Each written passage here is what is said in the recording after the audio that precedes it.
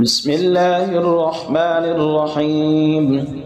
الحمد لله رب العالمين الرحمن الرحيم مالك يوم الدين. إياك نعبد وإياك نستعين. اهدنا الصراط المستقيم صراط الذين أنعمت عليهم غير المغضوب عليهم ولا الضالين.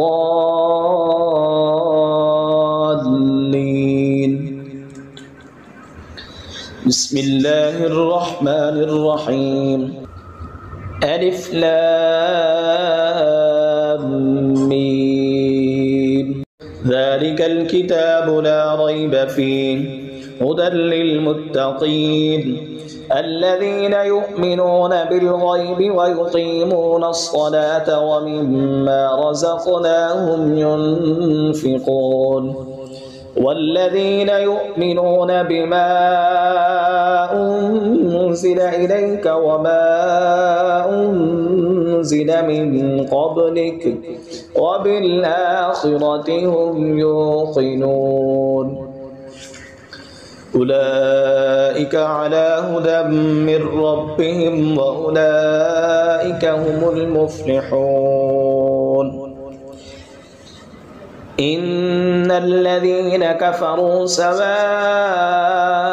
عليهم أنذرتهم أم لم تنذرهم لا يؤمنون. ختم الله على قلوبهم وعلى سمعهم وعلى أبصارهم غشاوة ولهم عذاب عظيم. ومن الناس من يقول آمنا بالله وباليوم الآخر وما هم بمؤمنين يخادعون الله والذين آمنوا وما يخدعون إلا أنفسهم وما يشعرون. في قلوبهم مرض فزادهم الله مرضا ولهم عذاب أليم بما كانوا يكذبون. وإذا قيل لهم لا تفسدوا في الأرض قالوا إنما نحن مصلحون. ألا إنهم هم المفسدون ولكن لا يشعرون. وإذا قيل لهم آمنوا كما آمن الناس قالوا أنؤمن كما آمن السفهاء ألا إنهم هم السفهاء ولكن لا يعلمون. وإذا لقوا الذين آمنوا قالوا آمنا وإذا خلوا إلى شياطينهم قالوا إنا معكم إنما نحن مستهزئون. الله يستهزئ بهم ويمدهم في طغيانهم يعمهون. أولئك الذين اشتروا الضلالة بالهدى فما ربحت تجارتهم وما كانوا مهتدين. مثلهم كمثل الذي استوقد نارا فلما أضاءت ما حوله ذهب الله بنورهم وتركهم في ظلمات لا يبصرون. صم بكم عمي فهم لا يرجعون. أو كصيب من السماء فيه ظلمات ورعد وبرق يجعلون أصابعهم في آذانهم من الصواعق حذر الموت والله محيط بالكافرين يكاد البرق يخطف أبصارهم كلما أضاء لهم مشوا فيه وإذا أظلم عليهم قاموا ولو شاء الله لذهب بسمعهم وأبصارهم إن الله على كل شيء قدير يا أيها الناس اعبدوا ربكم الذي خلقكم والذين من قبلكم لعلكم تتقون الذي جعل لكم الأرض فراشا والسماء بناء وأنزل من السماء ماء فأخرج به من الثمرات رزقا لكم فلا تجعلوا لله أندادا وأنتم تعلمون وإن كنتم في ريب مما نزلنا على عبدنا فأتوا بسورة من مثله وادعوا شهداءكم من دون الله إن كنتم صادقين فإن لم تفعلوا ولن تفعلوا فاتقوا النار التي وقودها الناس والحجارة أعدت للكافرين وبشر الذين آمنوا وعملوا الصالحات أن لهم جنات تجري من تحتها الأنهار كلما رزقوا منها من ثمرة رزقا قالوا هذا الذي رزقنا من قبل وأتوا به متشابها ولهم فيها أزواج مطهرة وهم فيها خالدون إن الله لا يستحيي أن يضرب مثلا ما بعوضة فما فوقها فأما الذين آمنوا فيعلمون أنه الحق من ربهم وأما الذين كفروا فيقولون ماذا أراد الله بهذا مثلا يضل به كثيرا ويهدي به كثيرا وما يضل به إلا الفاسقين الذين ينقضون عهد الله من بعد ميثاقه ويقطعون ما أمر الله به أن يوصل ويفسدون في الأرض أولئك هم الخاسرون كيف تكفرون بالله وكنتم أمواتا فأحياكم ثم يميتكم ثم يحييكم ثم إليه ترجعون هو الذي خلق لكم ما في الأرض جميعا ثم استوى إلى السماء فسواهن 7 سماوات وهو بكل شيء عليم وإذ قال ربك للملائكة إني جاعل في الأرض خليفة قالوا أتجعل فيها من يفسد فيها ويسفك الدماء ونحن نسبح بحمدك ونقدس لك قال إني أعلم ما لا تعلمون وعلم آدم الأسماء كلها ثم عرضهم على الملائكة فقال أنبئوني بأسماء هؤلاء هؤلاء إن كنتم صادقين قالوا سبحانك لا علم لنا إلا ما علمتنا إنك أنت العليم الحكيم قال يا آدم أنبئهم بأسمائهم فلما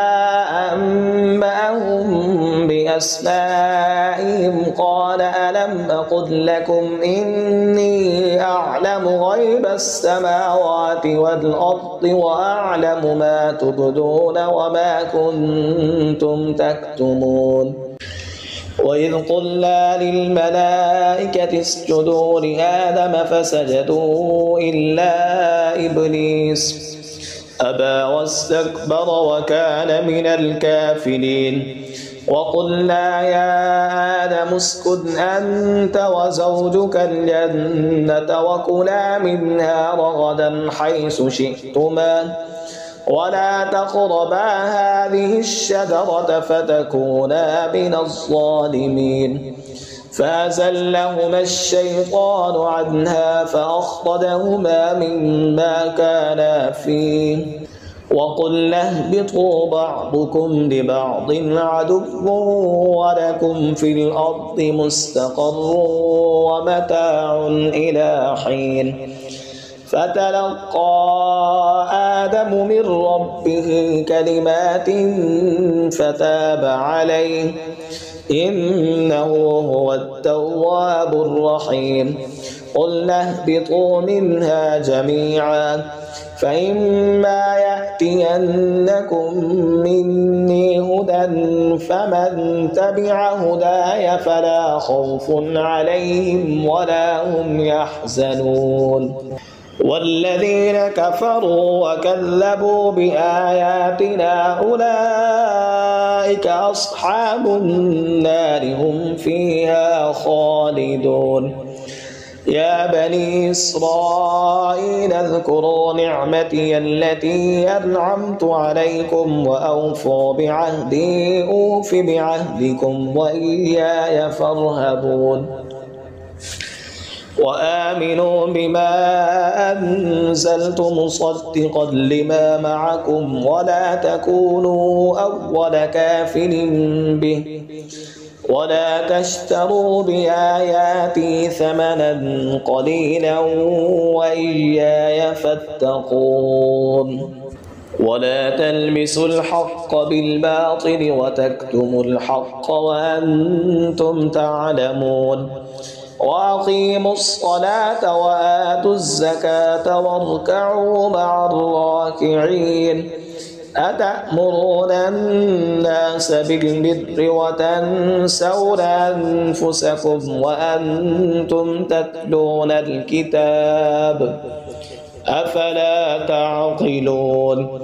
واستعينوا بالصبر والصلاة وإنها لكبيرة إلا على الخاشعين الذين يظنون أنهم ملاقو ربهم وأنهم إليه راجعون يا بني إسرائيل اذكروا نعمتي التي أنعمت عليكم وأني فضلتكم على العالمين واتقوا يوما لا تجزي نفس عن نفس شيئا ولا يقبل منها شفاعة ولا يؤخذ منها عدل ولا هم ينصرون وإذ نجيناكم من آل فرعون يسومونكم سوء العذاب يذبحون أبناءكم ويستحيون نساءكم وفي ذلكم بلاء من ربكم عظيم وإذ فرقنا بكم البحر فأنجيناكم وأغرقنا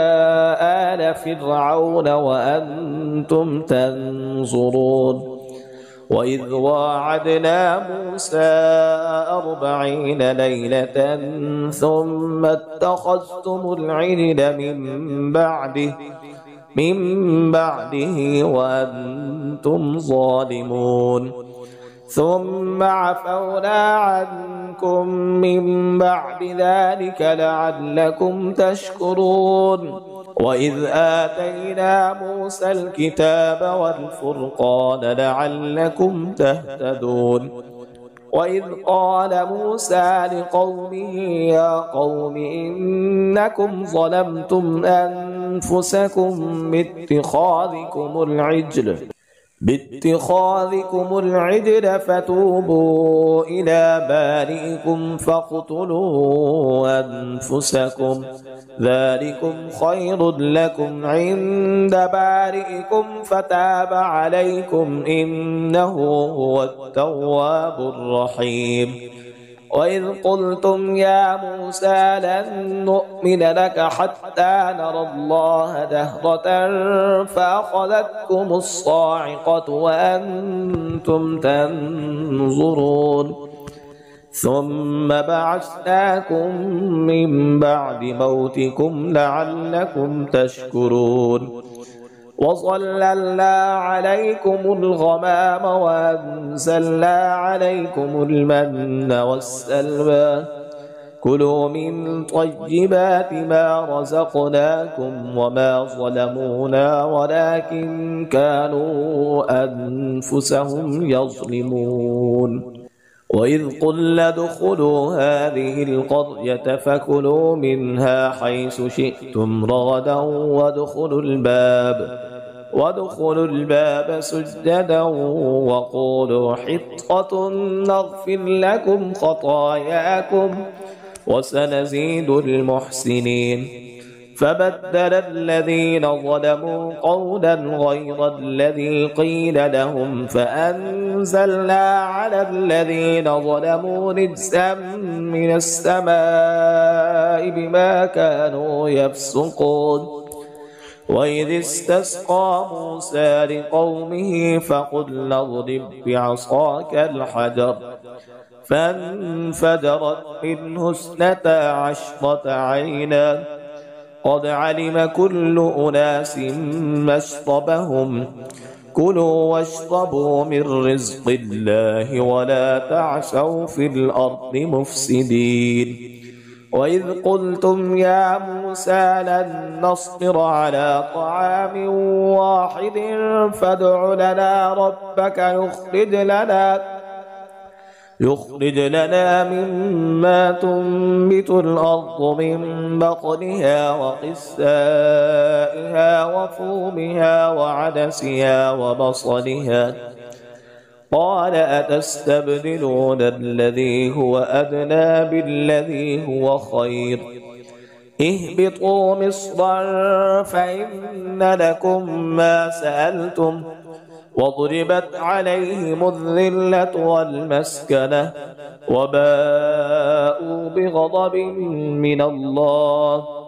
ذلك بأنهم كانوا يكفرون بآيات الله ويقتلون النبيين بغير الحق ذلك بما عصوا وكانوا يعتدون إن الذين آمنوا والذين هادوا والنصارى والصابئين من آمن بالله واليوم الآخر وعمل صالحا فلهم أجرهم عند ربهم ولا خوف عليهم ولا هم يحزنون وإذ أخذنا ميثاقكم ورفعنا فوقكم الطور خذوا ما آتيناكم بقوة واذكروا ما فيه لعلكم تتقون ثم توليتم من بعد ذلك فلولا فضل الله عليكم ورحمته لكنتم من الخاسرين ولقد علمتم الذين اعتدوا منكم في السبت فقلنا لهم كونوا قردة خاسئين فجعلناها نكالا لما بين يديها وما خلفها وموعظة للمتقين. وإذ قال موسى لقومه إن الله يأمركم أن تذبحوا بقرة قالوا أتتخذنا هزوا قال أعوذ بالله أن أكون من الجاهلين. قالوا ادع لنا ربك يبين لنا ما هي قال إنه يقول إنها بقرة لا فارض ولا بكر عوان بين ذلك فافعلوا ما تؤمرون. قالوا ادع لنا ربك يبين لنا ما لونها قال إنه يقول إنها بقرة صفراء فاقع لونها تسر الناظرين. قالوا ادع لنا ربك يبين لنا ما هي إن البقرة شابه علينا وإنا إن شاء الله لمهتدون. قال إنه يقول إنها بقرة لا ذلول تثير الأرض ولا تسقي الحرث مسلمة لا شية فيها. قالوا الآن جئت بالحق فذبحوها وما كانوا يفعلون. وإذ قتلتم نفسا فادارأتم فيها والله مخرج ما كنتم تكتمون. فقلنا اضربوه ببعضها كذلك يحيي الله الموتى ويريكم آياته لعلكم تعقلون. ثم قست قلوبكم من بعد ذلك فهي كالحجارة أو أشد قسوة وإن من الحجارة لما يتفجر منه الأنهار وإن منها لما يشقق فيخرج منه الماء وإن منها لما يهبط من خشية الله وما الله بغافل عما تعملون. أفتطمعون أن يؤمنوا لكم وقد كان فريق منهم يسمعون كلام الله ثم يحرفونه من بعد ما عقلوه وهم يعلمون. وإذا لقوا الذين آمنوا قالوا آمنا وإذا خلا بعضهم إلى بعض قالوا أتحدثونهم بما فتح الله عليكم ليحاجوكم به عند ربكم أفلا تعقلون. أولا يعلمون أن الله يعلم ما يسرون وما يعلنون. ومنهم أميون لا يعلمون الكتاب إلا أماني وإن هم إلا يظنون. فويل للذين يكتبون الكتاب بأيديهم ثم يقولون هذا من عند الله ليشتروا به ثمنا قليلا فويل لهم مما كتبت أيديهم وويل لهم مما يكسبون. وقالوا لن تمسنا النار إلا أياما معدودة قل أتخذتم عند الله عهدا فلن يخلف الله عهده أم تقولون على الله ما لا تعلمون. بلى من كسب سيئة وأحاطت به خطيئته فأولئك أصحاب النار هم فيها خالدون. والذين آمنوا وعملوا الصالحات أولئك أصحاب الجنة هم فيها خالدون. وإذ أخذنا ميثاق بني إسرائيل لا تعبدون إلا الله وبالوالدين إحسانا وذي القربى واليتامى والمساكين وقولوا للناس حسنا وأقيموا الصلاة وآتوا الزكاة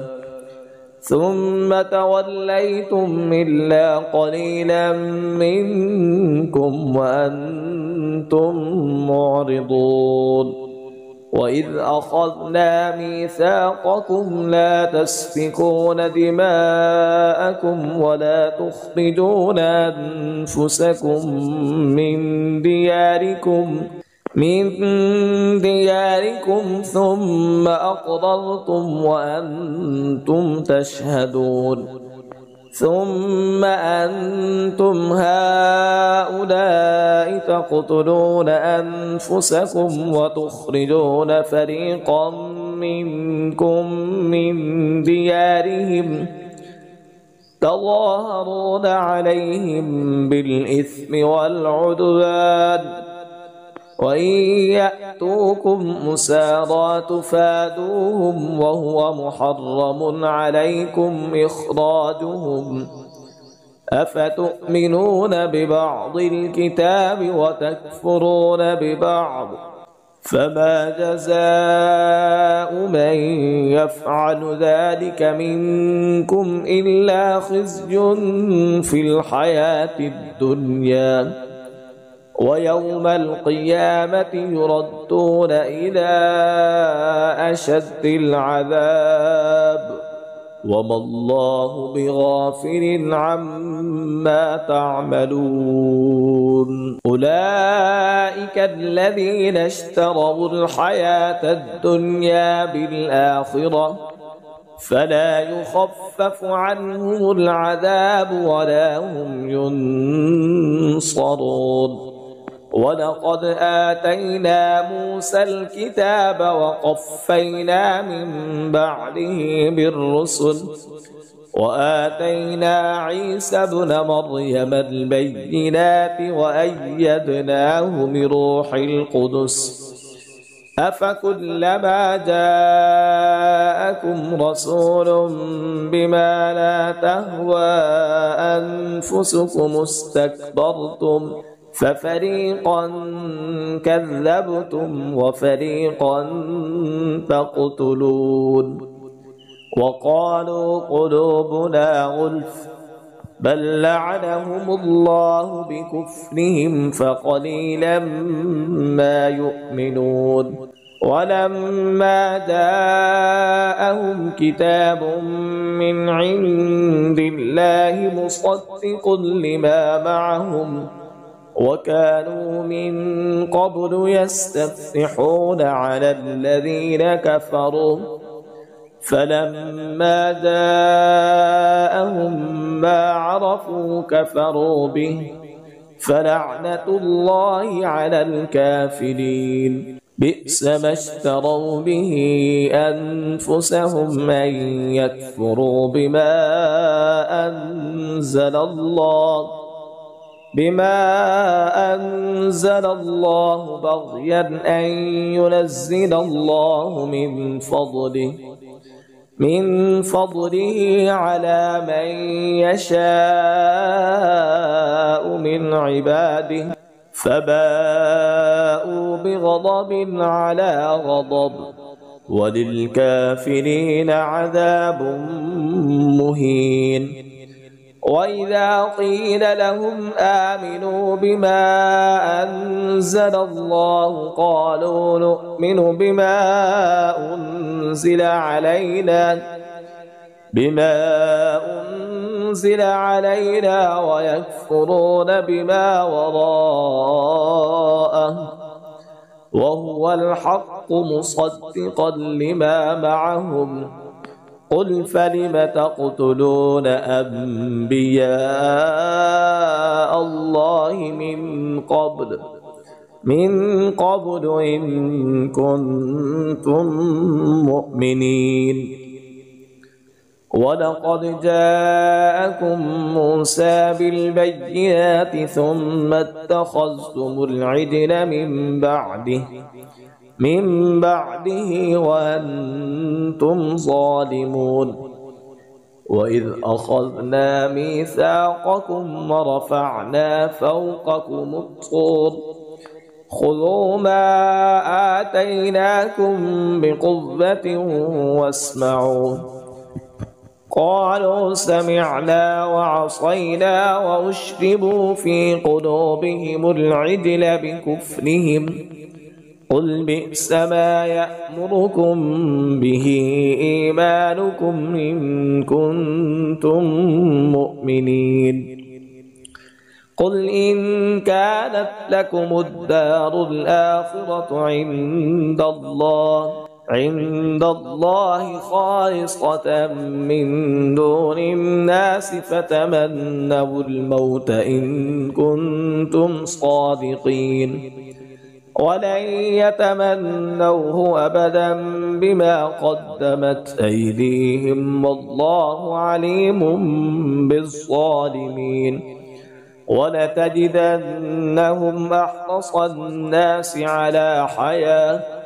ومن الذين أشركوا يود أحدهم لو يعمر ألف سنة وما هو بمزحزحه من العذاب أن يعمر والله بصير بما يعملون قل من كان عدوا لجبريل فإنه نزله على قلبك بإذن الله مصدقا لما بين يديه وهدى وبشرى للمؤمنين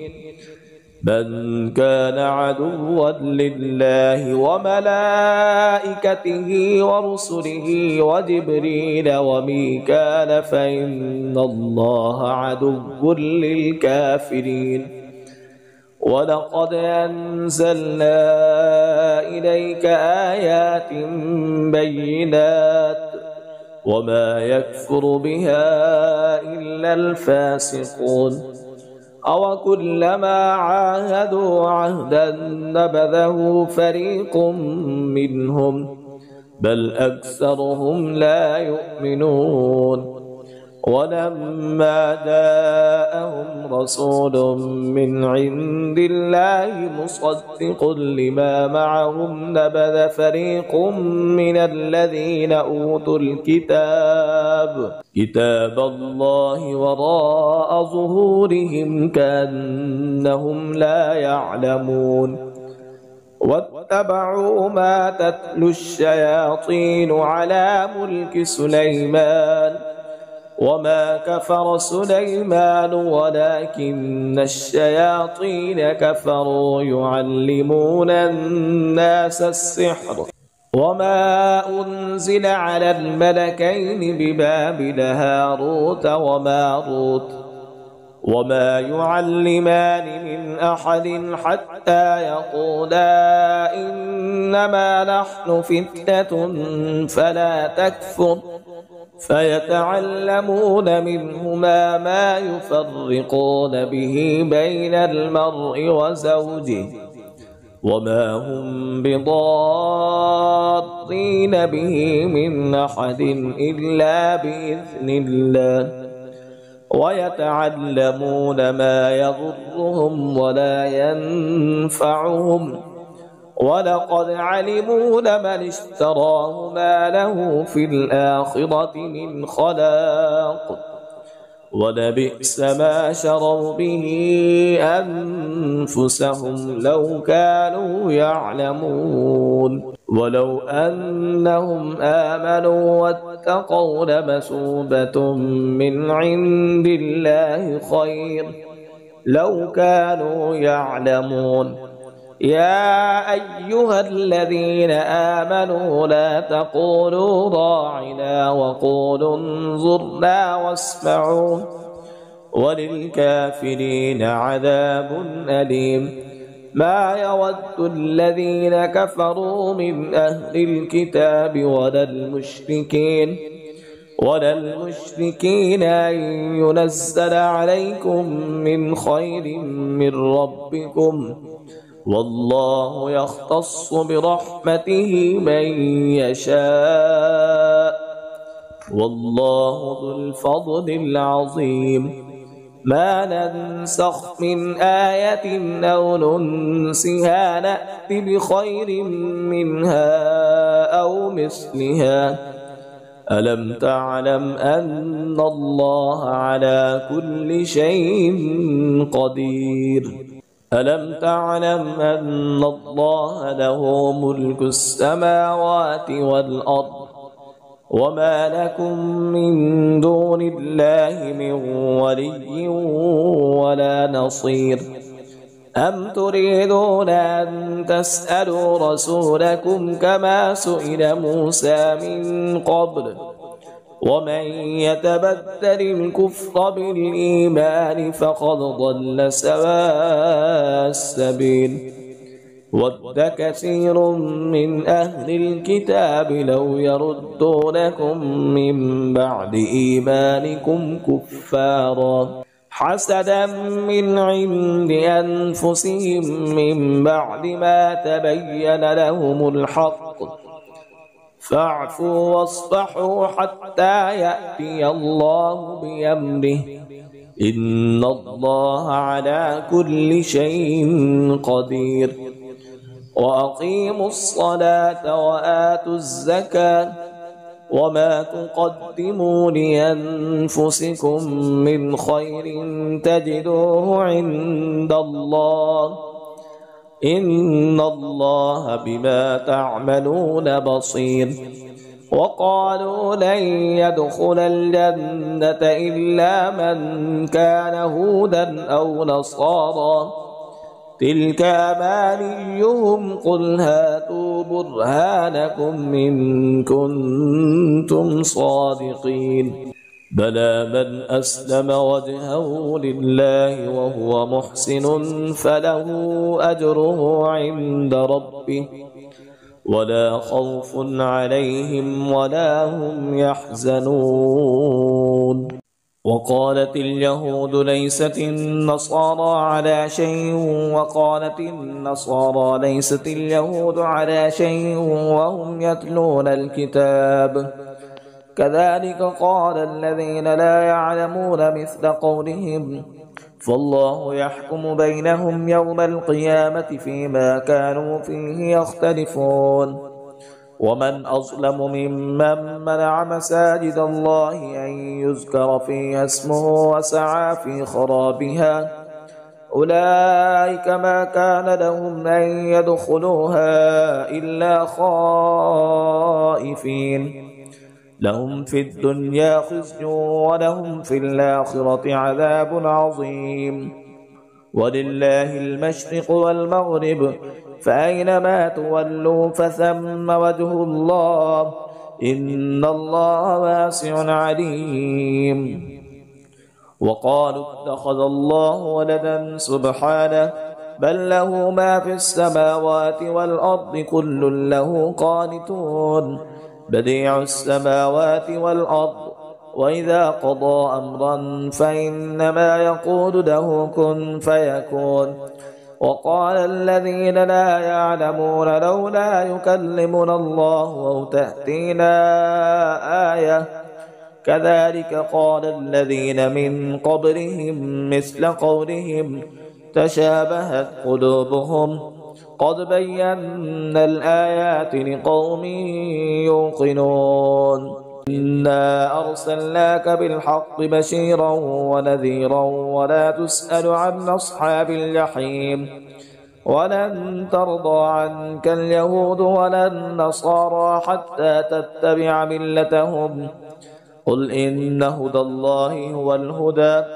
ولئن اتبعت أهواءهم بعد الذي جاءك من العلم ما لك من الله من ولي ولا نصير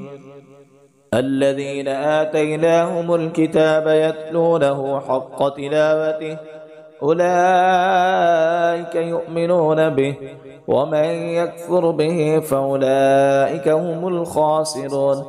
يا بني إسرائيل اذكروا نعمتي التي أنعمت عليكم وأني فضلتكم على العالمين واتقوا يوما لا تجزي نفس عن نفس شيئا ولا يقبل منها عدل ولا تنفعها شفاعة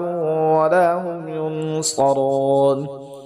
وإذ ابتلى إبراهيم ربه بكلمات فأتمهن قال إني جاعلك للناس إماما قال ومن ذريتي قال لا ينال عهد الظالمين وإذ جعلنا البيت مثابة للناس وأمنا واتخذوا من مقام إبراهيم مصلى وعهدنا إلى إبراهيم وإسماعيل أن طهرا بيتي للطائفين والعاكفين والركع السجود وإذ قال إبراهيم رب اجعل هذا بلدا آمنا وارزق أهله من الثمرات من آمن منهم بالله واليوم الآخر قال ومن كفر فأمتعه قليلا ثم أضطره إلى عذاب النار وبئس المصير وإذ يرفع إبراهيم القواعد من البيت وإسماعيل ربنا تقبل منا إنك أنت السميع العليم ربنا واجعلنا مسلمين لك ومن ذريتنا أمة مسلمة لك وأرنا مناسكنا وتب علينا إنك أنت التواب الرحيم ربنا وابعث فيهم رسولا منهم يتلو عليهم آياتك ويعلمهم الكتاب والحكمة ويزكيهم إنك أنت العزيز الحكيم ومن يرغب عن ملة إبراهيم إلا من سفي نفسه ولقد اصطفيناه في الدنيا وإنه في الآخرة لمن الصالحين إذ قال له ربه أسلم قال أسلمت لرب العالمين ووصى بها إبراهيم بنيه ويعقوب يا بني إن الله اصطفى لكم الدين فلا تموتن إلا وأنتم مسلمون أم كنتم شهداء إذ حضر يعقوب الموت إذ قال لبنيه ما تعبدون من بعده قالوا نعبد إلهك وإله آبائك إبراهيم وإسماعيل وإسحاق إلها واحدا ونحن له مسلمون تلك أمة قد خلت لها ما كسبت ولكم ما كسبتم ولا تسألون عما كانوا يعملون وقالوا كونوا هودا أو نصارى تهتدوا قل بل ملة إبراهيم حنيفا وما كان من المشركين قولوا آمنا بالله وما أنزل إلينا وما أنزل إلى إبراهيم وإسماعيل وإسحاق ويعقوب والأسباط وما أوتي موسى وعيسى وما أوتي النبيون من ربهم لا نفرق بين أحد منهم ونحن له مسلمون فإن آمنوا بمثل ما آمنتم به فقد اهتدوا وإن تولوا فإنما هم في شقاق فسيكفيكهم الله وهو السميع العليم صبغة الله ومن أحسن من الله صبغة ونحن له عابدون قل أتحاجوننا في الله وهو ربنا وربكم ولنا أعمالنا ولكم أعمالكم ونحن له مخلصون أم تقولون إن إبراهيم وإسماعيل وإسحاق ويعقوب والأسباط كانوا هودا أو نصارى